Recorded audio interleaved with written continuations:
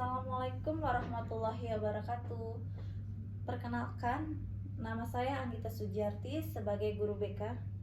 Baik anak-anak, sebelum kita mulai untuk pelajaran hari ini, mari kita sama-sama berdoa.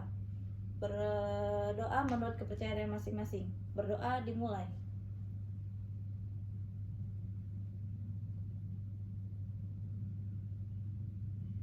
Baik, berdoa selesai. Baik, terima kasih. Baiklah, kita mulai untuk materi hari ini tentang meningkatkan minat dan motivasi belajar siswa. Ada yang tahu itu apa arti minat? Minat adalah kecenderungan dan gairah yang tinggi atau keinginan yang besar terhadap sesuatu yang ingin dicapai.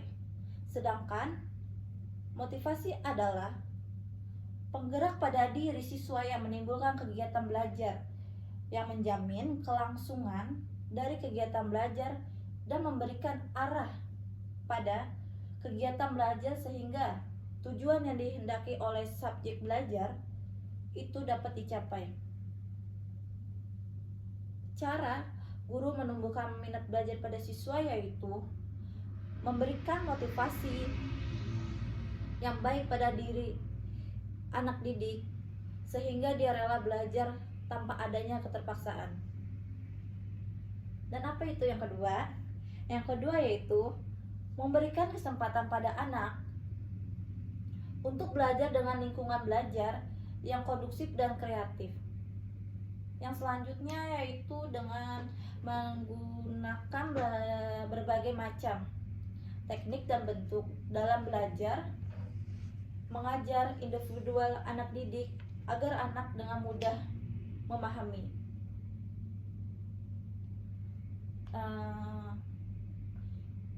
Ada fungsi minat dalam belajar pada siswa. Ada yang tahu apa saja? Oke, baik. Fungsi minat dalam belajar pada siswa yaitu minat yang mempengaruhi cita-cita. Contohnya, anak yang menyukai olahraga pasti cita-citanya ingin menjadi seorang olahragawan. Dan yang kedua, sebagai minat sebagai pendorong diri yang kuat. Dengan belajar kelompok di rumah temannya, meskipun cuacanya tidak mendukung karena hujan. Dan yang ketiga, hasil selalu dipengaruhi oleh jenis-jenis. Oleh karena itu, minat belajar mempunyai pengaruh yang cukup besar dalam belajar. Karena apabila dalam materi pelajaran yang tidak sesuai dengan minat siswa, sedangkan apabila bahan materi yang dipelajari itu menarik pada siswa, maka ia akan mudah dan cepat memahaminya. Fungsi minat belajar yang lebih besar gunanya sebagai force motivation force, sebagai kekuatan yang dapat mendorong siswa untuk belajar. Dan yaitu ciri-ciri minat, ada yang tahu apa saja? Oke, baik. Ciri-ciri minat yaitu minat tumbuh bersama dengan perkembangan fisik dan mental. Minat tergantung pada kegiatan belajar. Perkembangan minat yang terbatas. Dan ada beberapa faktor yang mempengaruhi minat belajar. Apa saja faktor yang mempengaruhi minat belajar? Faktor yang mempengaruhi minat belajar terbagi menjadi 3, yaitu faktor internal, faktor eksternal, dan faktor pendekatan belajar. Faktor internal adalah faktor dari dalam diri siswa yang meliputi aspek, dan yang terbagi menjadi 2, yaitu aspek fisiologis dan aspek psikologi. Aspek psikologis adalah kondisi jasmani dan ketegangan otot atau tonus yang menandai tingkat kebugaran tubuh siswa.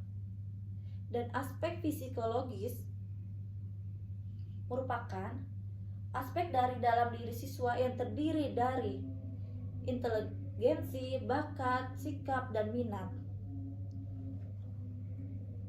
Dan yang kedua yaitu faktor eksternal. Ada yang tahu apa itu arti faktor eksternal? Faktor yang terdiri dari dua macam, yaitu apa saja? Ayo, terdiri dari dua macamnya. Ya, yang terdiri dari dua macam yaitu lingkungan sosial dan lingkungan non sosial.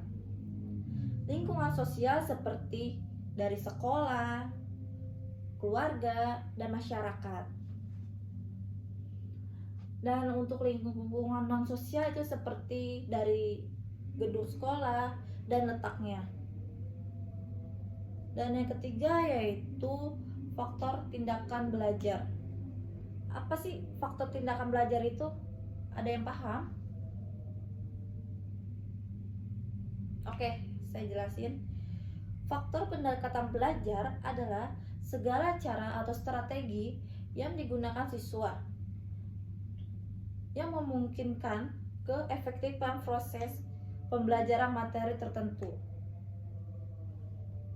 Apa ada yang sudah paham dari penjelasan yang tadi saya jelaskan? Oke. Baik, dapat saya simpulkan kalau dari materi hari ini meningkatkan minat dan motivasi belajar siswa itu dapat disimpulkan bahwa minat belajar adalah rasa suka atau keterkaitan peserta didik terhadap pembelajaran, sehingga mendorong peserta didik untuk menguasai pengetahuan dan pengalaman tersebut dapat ditunjukkan melalui partisipasi dan keaktifan dalam mencari pengetahuan dan pengalaman tersebut. Baik, kita cukupkan atau ada yang belum paham? Oke, sepertinya sudah pada paham semua ya anak-anak. Oke, baik. Untuk materi ini cukup sekian ya, cukup paham ya semuanya. Baik, untuk hari ini saya ucapkan terima kasih sudah mau mendengarkan dan memperhatikan apa yang saya jelaskan di dalam kelas ini.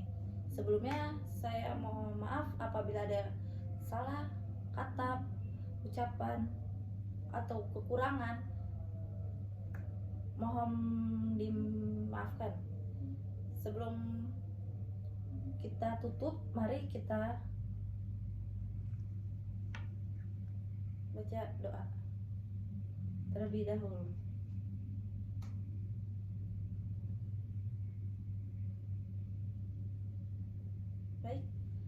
Baik, terima kasih untuk materi hari ini. Semoga cukup jelas.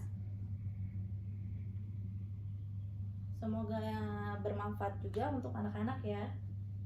Oke, assalamualaikum warahmatullahi wabarakatuh. Udah yang pentingnya. Coba. Udah